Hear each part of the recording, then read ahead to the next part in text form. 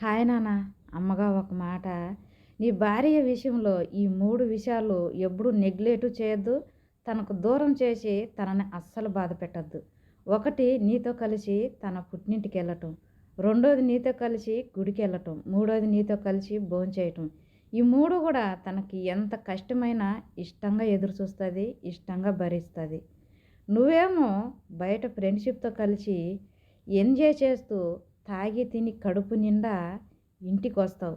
నీకోసం ఎదురు చూస్తున్న నీ భార్య నువ్వు ఇంటికొచ్చిన తర్వాత రాండి భోంచేద్దామని పిలిస్తే, నేను నా ఫ్రెండ్స్‌తో కలిసి బయట భోంచేసేసాను.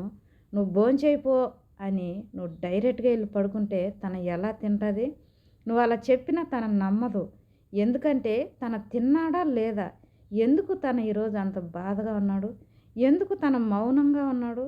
అసలు తన ప్రాబ్లమ్ ఏంటి అని తను తినేది అన్నం కాదు కదా, ఒక్క గిలాసు మంచినీళ్ళు కూడా తాగదు. తను ఏదో ఆలోచిస్తూ బాధపడుతూ పడుకుంటుంది. ఏ సంబంధం లేని ఫ్రెండ్షిప్ల కోసం బయట తాగి తిని వాళ్ళతో కలిసి ఎంజాయ్ చేసి వచ్చి పడుకున్నావు.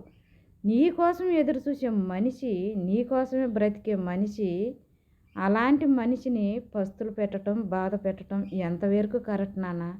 ఎవరైనా సరే బయట ఫ్రెండ్షిప్‌లతో ఎంత కలిసి తిని, తాగి ఎంజాయ్ చేసినా సరే, ఇంటికొచ్చిన తర్వాత నీ కోసం ఎదురు చూసే నీ భార్య రాండి భోంచేద్దామని పిలిచినప్పుడు డైరెక్ట్‌గా ఎళ్లి వడ్డించిన తర్వాత, ఈరోజు అన్నం కూర భలే కుదిరింది గానీ, నాకెందుకో ఆకలిగా లేదు.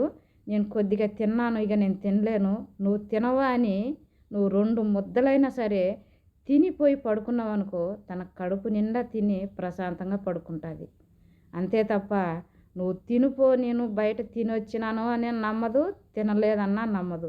నువ్వు తనతో కూర్చొని 2 ముద్దలు తినిన తర్వాత తనకు మనశ్శాంతి అవుతుంది.